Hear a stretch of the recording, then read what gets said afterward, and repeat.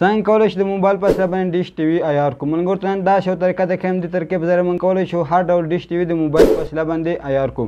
ملګرو دې طریقې ته یو اپلیکیشن ته ضرورت ده، هغه اپلیکیشن باید تاسو ته ډاونلوډ کړئ. د اپلیکیشن ډاونلوډ تاسو په لومړي کمنټ کې اچوم.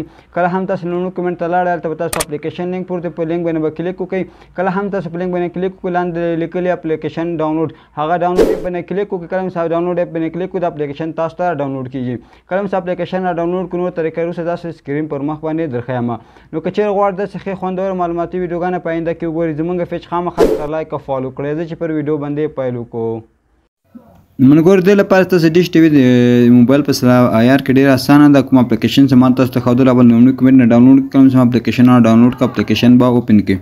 نو کله هم ملګرو اپلیکیشن اوپن کړئ تاسو به خپل لوکیشن چې کوم وي هغه باید آن وي. سیده ستاسو لوکیشن راواخلئ. سیده کله هم تاسو لوکیشن آن کړئ ملګرو پاس درې ډاټه به کله هم درې ډاټه وهلته لیکلي سکرینز نو په دغه سکرین باندې کلیک وکړئ.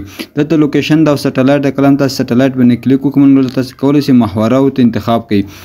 مثلا ریاست مو خوښ وي هارډویر مو خوښ وي که هره محوره مو خوښ وي هغه ورته انتخاب کړئ.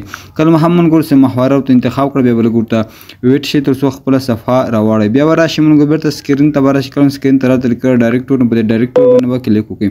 کله هم ملګرو ډایرکټ ور باندې تاسو کلیک وکړو دا خپل تلیفون به راوخلي د ډیش په سر دا به داسې کېدی ملګرو. کله هم تاسو ډیش ټي وي باندې د موبایل کې کېښودئ ملګرو دا به داسې سرخوئ. دا منځ نقطه چې تاسو ته کومه ښایي ملګرو دا نقطه به تاسو دغه منځ ته راولئ. نو کله هم تاسو دا نقطه منځ ته راوسته ملګرو ګورو موږ ته میسج راکوي چې ستاسو ډیش ټي وي عیار سو. نو کله هم ملګرو دغه میسج تاسو درکړئ نو تاسو ډیش ټي وي عیارېږي. نو په همدغه طریقه تاسو کولی شئ هر ډول ډیش ټي وي په خپل موبایل کې عیار کړئ. نو ډېره خوندور طریقه ده ملګرو. که چیرې غواړئ داسې ښې خوندور طریقې په آینده کې هم ګورئ زموږ پیج خامخا سره لایک او فالو کړئ.